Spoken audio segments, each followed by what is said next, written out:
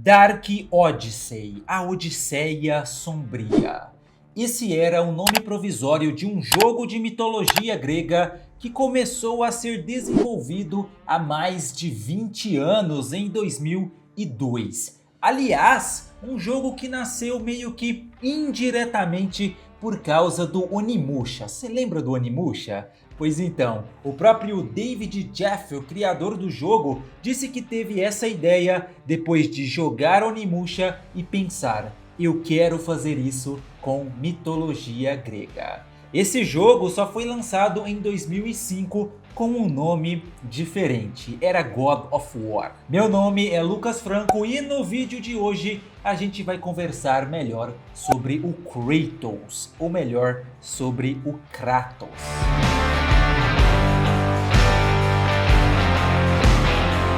Antes de falar sobre o Kratos original, o Kratos grego, acho que rola da gente olhar para o Kratos com K mesmo, esse americanizado. Não sobre a história do personagem, né, que todo mundo aqui já deve conhecer, mas sobre a construção dele, do processo criativo da equipe do jogo até o resultado final. A ideia original era que ele parecesse brutal, violento, alguma coisa que remetesse ao gladiador do filme, que estava bem recente naquela época. Só que não podia se parecer com um herói grego tradicional. Eles não queriam que ele tivesse armadura nem nada que fosse muito clássico. Queriam que tivesse um visual único. E nisso foram feitos muitos designs, né? Eles tentaram um cara mascarado, mais misterioso, tentaram até um cara com um bebê nas costas. Por algum motivo, né? Imagino que depois eles teriam que criar uma explicação para esse bebê. O Charlie Wayne é o nome do cara que estava encarregado de criar o design do Kratos, e depois de muitas tentativas, finalmente ele chegou mais perto do resultado final. Ele conta que foi num restaurante que ele teve que desenhar em guardanapos porque tinha esquecido o caderno. As pessoas adoram dizer isso, né? Seja como for, foi nesse dia aí que nasceram as lâminas acorrentadas. E daí o visual do Kratos já estava bem próximo do que ele viria a ser. E tudo isso para dar uma ideia de ferocidade, uma brutalidade, ao mesmo tempo que daria também fluidez aos movimentos dele. A ideia era que ele fosse muito mais um animal do que um herói grego.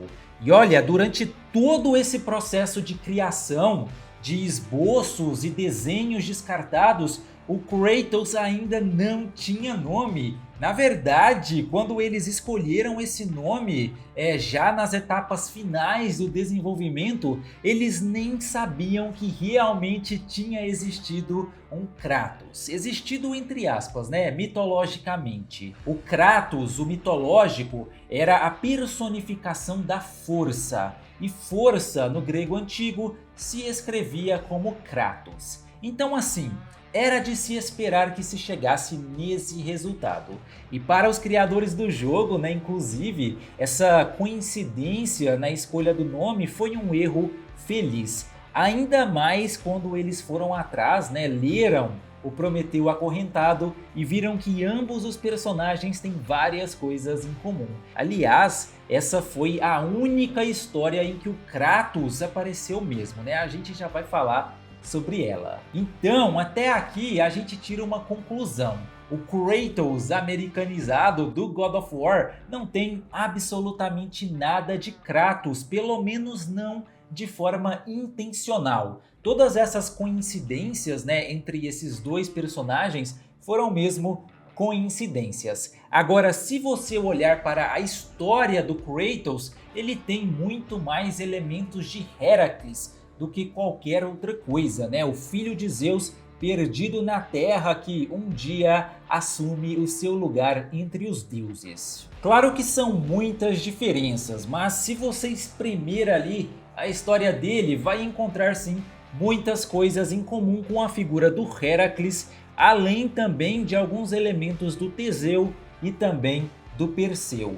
Por mais que eles não quisessem que o Kratos se parecesse com um herói mitológico, a verdade é que ele acabou pegando sim alguma coisa ali de cada um deles. Mas então agora vamos falar sobre esse cara, o Kratos. Ele é um daqueles personagens gregos que foram citados pelo Hesíodo lá na Teogonia e depois praticamente desapareceram dos mitos. Então você não tem uma grande história especificamente sobre ele ou sobre os irmãos dele. Aliás, acho que a gente pode começar por aí, pela família. O Kratos vem de uma família de titãs e entidades marinhas. O pai dele se chamava Palas e era um titã de segunda geração, filho de Crio, que era casado com Euríbia.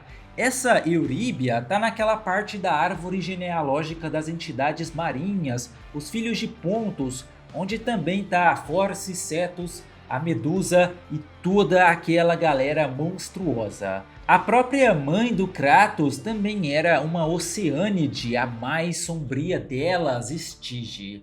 E ele tinha também 3 irmãos, o Zelo, a Bias e a Nike. Todos eles eram o que a gente chama hoje de Daimon, um espírito personificado, e talvez tenham sido entidades aladas. A mais conhecida com toda certeza é Nike, a deusa da vitória, como se ela fosse a vitória em pessoa, e os outros também eram personificações de alguma coisa. Bias, ou só Bia mesmo, era o espírito personificado da violência e da compulsão, enquanto o Zelo era a personificação da rivalidade. O Kratos, lógico, era a força encarnada, a força bruta mesmo, como era de se esperar.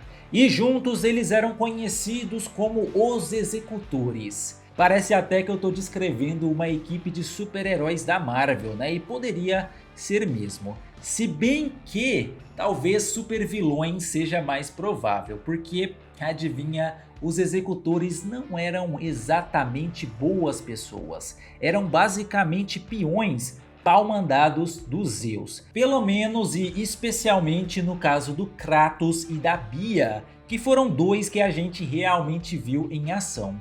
Nike ainda tem, até que ela tem algumas histórias que contam pontos a favor dela, e do Zelo realmente a gente sabe pouquíssimas coisas.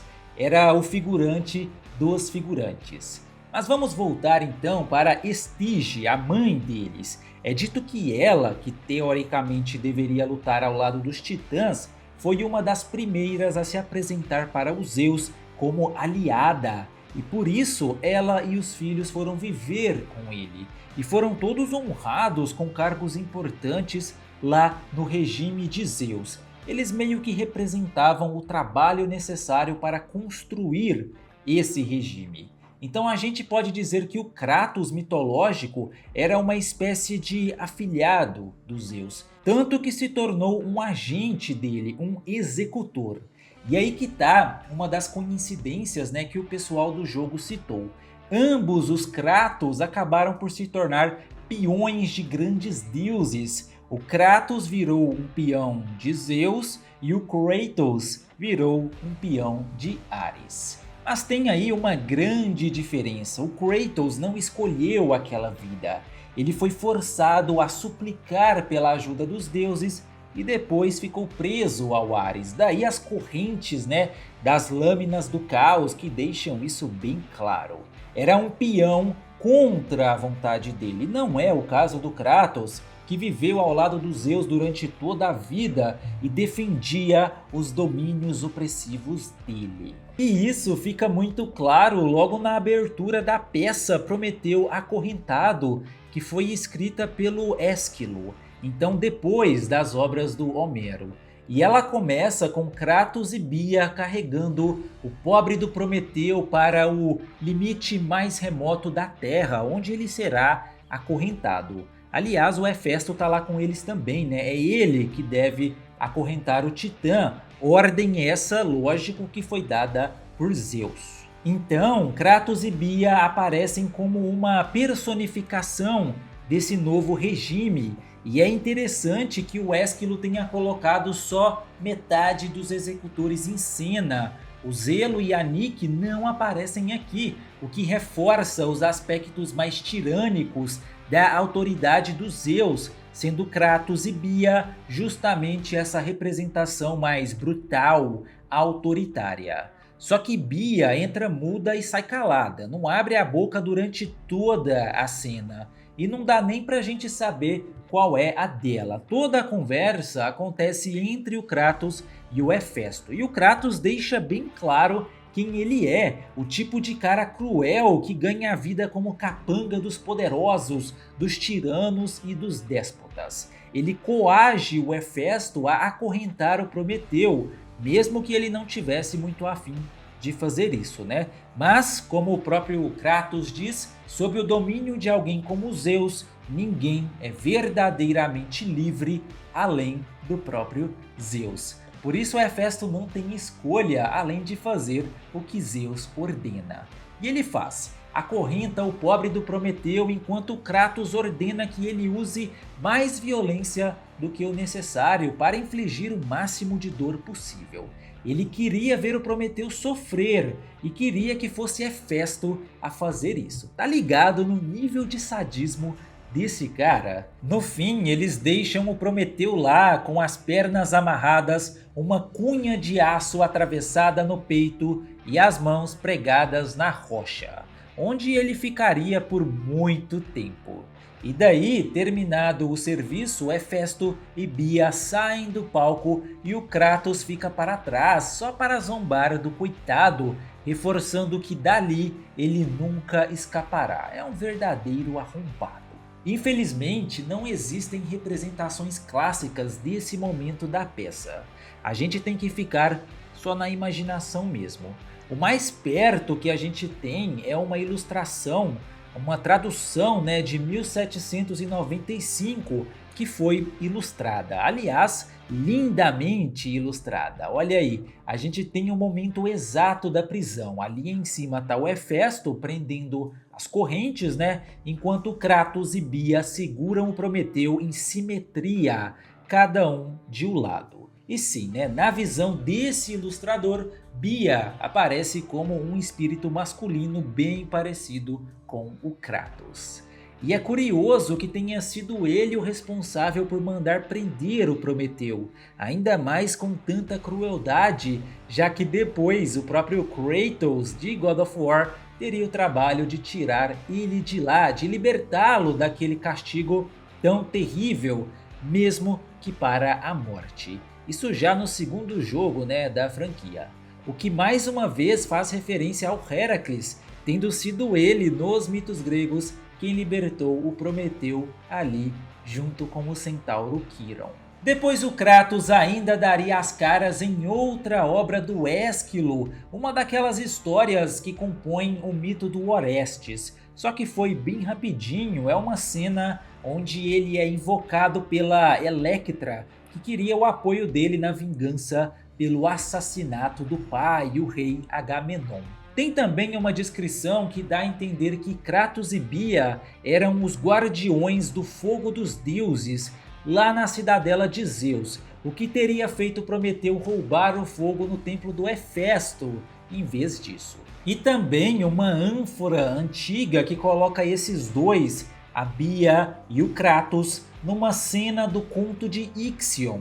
Então talvez aí, né, tenha alguma história perdida ou peça que coloque esses dois também nessa outra famosa história de castigo. Infelizmente eu não consegui encontrar a imagem dessa ânfora. Não dá para a gente imaginar exatamente como ele se parecia fisicamente, né? Como os gregos o imaginavam. Mas assim, né? O cara veio de uma família de titãs e também entidades marinhas. Provavelmente não era lá muito bonito. Aliás, o próprio Hefesto diz isso, né? Naquela cena de abertura. Ele fala que as palavras do Kratos eram tão feias quanto a sua aparência.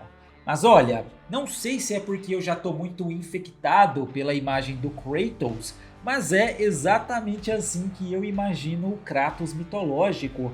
Um cara fortão, com a pele toda marcada, uma aparência bem feral mesmo, né? Acho que combinaria muito bem com essa figura. E antes que você aperte bolinha no minigame, já deixa aí a sua inscrição e também a sua curtida se você gostou desse conteúdo. Lembrando que a gente tem aqui no canal vários outros vídeos sobre God of War e eu vou deixar alguns deles aí para você. Vou ficando por aqui, um abraço e até o próximo vídeo.